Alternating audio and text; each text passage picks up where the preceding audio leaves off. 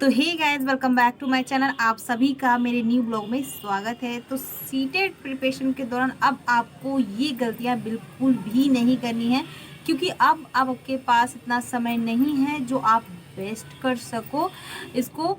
और इसको ज़्यादा से ज़्यादा अपने यूटिलाइज इस तरह से कीजिए कि हाँ, आपके सीटेट में अच्छे मार्क्स आ सके।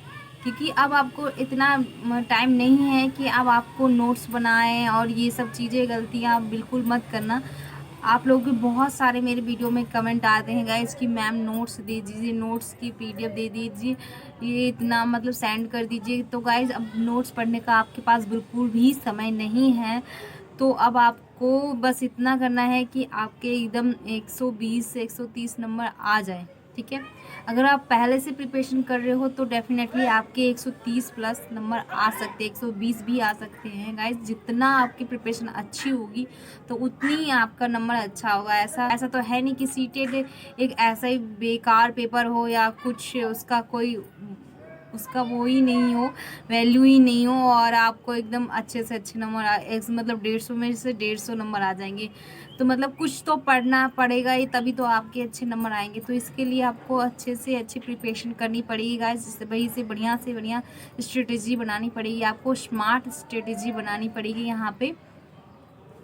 तो अब आपको क्या करना है, सबसे ज़्यादा आपको क्या करना है मैं इस वीडियो में आप लोगों को बताने वाली हूँ, और इसको बिल्कुल भी स्किप मत कीजिएगा।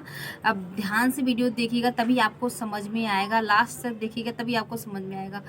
कुछ लोग होते हैं कि वीडियो स्किप कर देते हैं, उसके बाद फिर कमेंट करने लग जाते हैं कि मैम ये बता दीजिए, ये बता दीजिए। जब आप वीडियो पूरी देखोगे नहीं गाइस तो आपको कैसे पता चलेगा कि मैंने क्या बताया है, ठीक है। तो वीडियो पूरा अंत तक देखिएगा। तो पहला है कि मैंने बहुत सारी वीडियो में, जितनी भी मैंने सीटेट प्रिपरेशन के दौरान मैंने वीडियो बनाई है, तो सब में मैंने यही कहा है कि पीवाईक्यू करना बहुत ज़्यादा ज़रूरी है गाइस, बहुत ज़्यादा ज़रूरी है। तो आपको फर्स्ट में आपको पीवाईक्यू बहुत लगाइए, जितना हो सके उतना लगाइए, क्योंकि पीवाईक्यू लगाने के बाद आपके दिमाग में कुछ याद आता है, ऐसा लगता है कि हाँ मैं पेपर कर सकता हूँ और मुझसे क्या गलतियाँ हो रही है और मैं क्या बार बार गलती कर रही हूँ। तो ये सब चीज़ें हमें पीवाईक्यू करने के दौरान हमें पता चल जाता है। तो जितना हो सके उतना पीवाईक्यू कीजिए आप। पीवाईक्यू बहुत सारे ऐसे कमेंट में मेरे पास आते हैं कि मैम पीवाईक्यू कहाँ से करें, मॉक टेस्ट कहाँ से लगाएं, कोई बुक बता दीजिए। तो आप यहाँ पे किरण पब्लिकेशन की कोई भी अच्छी बुक ले सकते हो। किरण पब्लिकेशन की बहुत अच्छी बुक आती है गाइस, जिसमें बाइलिंगुअल होता है, मैंने सारी वीडियो में यही बताया है। उनकी इंग्लिश और हिंदी दोनों में होती है, तो आप वहाँ से वो वीडियो रेफर कर सकते हो और मंगवा सकते हो। तो जितना हो सके जल्दी जल्दी प्रिपरेशन कर लीजिए, क्योंकि अब आपके पास 20 दिन ही बाकी हैं। अब आपको टाइम वेस्ट करने का बिल्कुल भी समय नहीं है, ठीक है। तो पीवाईक्यू ज़्यादा से ज़्यादा कीजिए। और आपको एक ये गलती अब ये नहीं करनी है कि अब आपको मॉक टेस्ट ज़्यादा नहीं लगाना है। अब आपको मॉक टेस्ट बिल्कुल ज़्यादा नहीं लगाना है। अब आपको ये करना है कि एनालिसिस करना है। एनालिसिस ये करना है कि जब आप पीवाईक्यू कर रहे हो, एक मॉक टेस्ट लगा रहे हो अपनी, तो बुक से किसी चीज़ से भी मॉक टेस्ट लगा रहे हो, तो उसमें आपको ये देखना है कि मेरी गलती हो कहाँ रही है, ठीक है। मैं कहाँ पे गलती कर रहा हूँ। मान लो कि पेडालॉजी आपका बहुत ज़्यादा वीक है और 30 में से 15 नंबर आ रहे हैं, तो ये देखिए आपको 15 नंबर कहाँ नहीं आ रहे और आप क्या गलती कर रहे हो जो आपको 15 नंबर नहीं आ रहा है।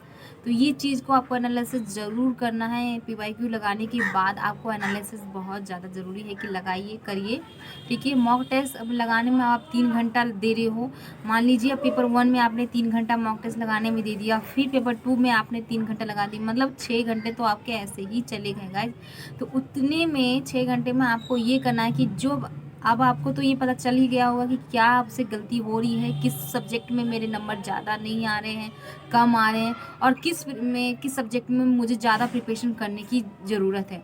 तो इस 6 घंटे में आप ये सोचिए कि मुझे जो मेरे अंदर कमियां हैं मैं उसको दूर करने की कोशिश कीजिए, कम लगाइए और अपनी गलतियों को जल्दी से जल्दी सुधारने की कोशिश कीजिए, तभी आपके सीटेट में 100% नंबर आ सकते हैं। तो ये गलती बिल्कुल भी नहीं करना है आपको।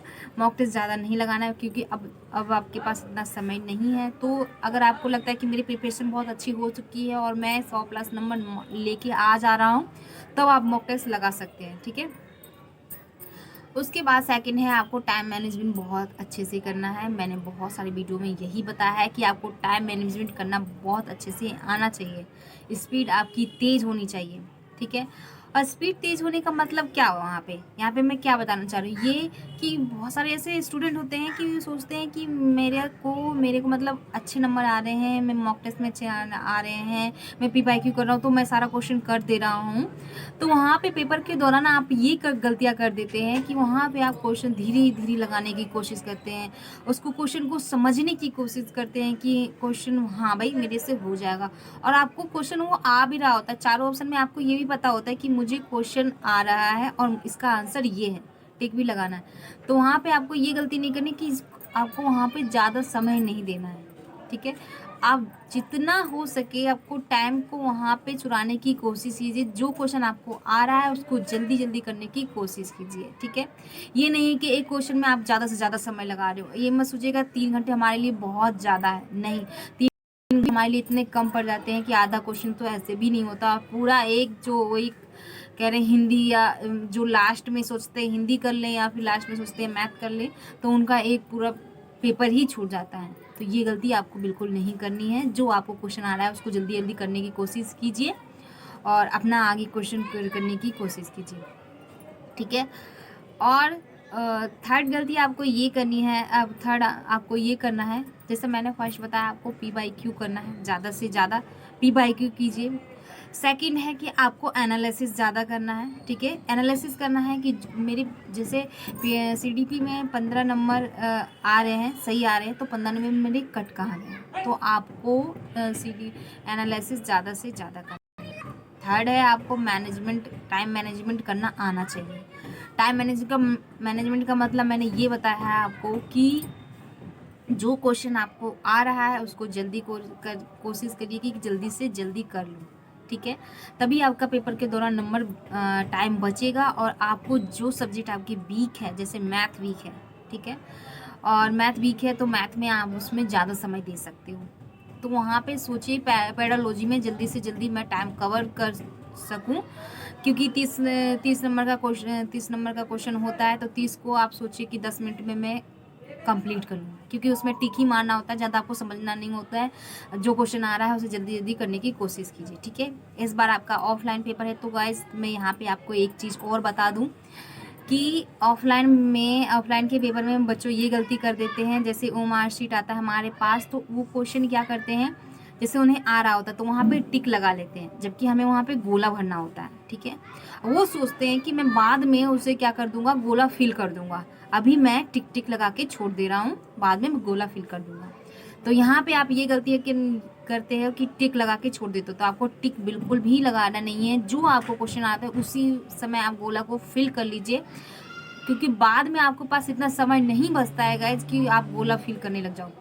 इस चक्कर में ये ना हो जाए कि आपका पूरा क्वेश्चन ही, पूरा पेपर ही मतलब ना हो, ठीक है। बहुत सारे ऐसे लोगों को मैंने देखा है जो टिक लगा के छोड़ देते हैं, उसके बाद गोला सोचते हैं मैं फिल कर लूँ, तो ये गलती आपको बिल्कुल भी नहीं करनी है। जो आपको क्वेश्चन आ रहा है धड़ाधड़ उसको सीक्वेंस वाइज करने की कोशिश कीजिए, ताकि आपको ये पता चल जाए कि मैंने कितने क्वेश्चन किए हैं, कितने करने मुझे और बाकी हैं, कितने और अटेम्प्ट करने हैं, तो सीक्वेंस वाइज कीजिए, ठीक है। ये नहीं कि टिक लगा के आपको छोड़ देना है, तो ये गलती आपको बिल्कुल भी नहीं करनी है। अब आपका पेपर नज़दीक आ गया है, तो आप अपनी गलतियों पे ध्यान दीजिए, ये ऐसी गलती मत कीजिए जो आपको मतलब सीटेट पार ना करवा सके कोई, ठीक है। सीटेट में आपको फिर दोबारा पेपर देने की बिल्कुल भी ज़रूरत ना पड़े, तो ये गलती आप इन सब गलती को बहुत बच के रहना है गाइज। और सीटेट प्रिपरेशन के दौरान आपको अपनी एनालिसिस कीजिए, अपनी जो मेरी से आपसे गलतियां हो रही हैं उन पे ध्यान दीजिए, ठीक है। अब ज़्यादा सोर्सेज के पीछे आपको भागने की बिल्कुल भी ज़रूरत नहीं है, जैसे आप यहाँ पे ये मत सोचिए कि मुझे नोट्स लेना है, ज़्यादा रिसोर्सेज मुझे इकट्ठे करने हैं, नहीं। अब आपके पास जो भी बुक है, नोट्स है, उसी से पढ़ने की कोशिश कीजिए। किसी की आपने जिसकी भी यूट्यूब में फॉलो कर रखा है चैनल, आप उनकी वीडियो देखिए, अच्छे से देखिए, अपने कॉन्सेप्ट को क्लियर कीजिए। अगर आपका कॉन्सेप्ट अगर लग रहा है अभी भी मेरा कमज़ोर है, अभी भी मेरे नंबर अच्छे नहीं आ रहे हैं, तो अभी भी मतलब वक्त है, आप कर सकते हो गाइज। बहुत सारे ऐसे लोग होते हैं करते हैं, लेकिन गाइज अगर आपके अभी भी 150 में से 70-80 नंबर आ रहे हैं तो आपको अभी भी बहुत ज़्यादा मेहनत करने की ज़रूरत है गाइज, क्योंकि मैंने कई बार देखा है जिसके 70-80 नंबर आते हैं वो वहीं तक रुक जाते हैं और फिर उससे आगे बढ़ते ही नहीं हैं। तो अब अपनी एनालिसिस कीजिए, अपने चीज़ को एनालिसिस कीजिए, अपने सब्जेक्ट को एनालिसिस कीजिए। जो मेरा जो सब्जेक्ट कमज़ोर है उसे ज़्यादा से ज़्यादा करने की कोशिश कीजिए, ताकि आपका जो वीकनेस है वो मतलब कंप्लीट हो सके और आप सीटेट में अच्छे से अच्छे मार्क्स गेन कर सकें। जैसे तो गाइस मैं ऐसे बहुत सारे आप लोगों के पास सीटेट टिप्स ट्रिक लेके आती रहती हूँ। अगर आप लोगों को मेरी ये वीडियो अच्छी लगी हो तो लाइक शेयर सब्सक्राइब कर दीजिएगा और कमेंट करके अपनी राय ज़रूर बताइएगा। तो जितनी भी मैंने टिप्स बताई है अगर आप लोगों ने इतनी फॉलो कर ली गाइस तो डेफिनेटली आपके 100% नंबर आ सकते हैं। तो अब ये सब गलतियाँ आप बिल्कुल भी मत कीजिएगा। ओके।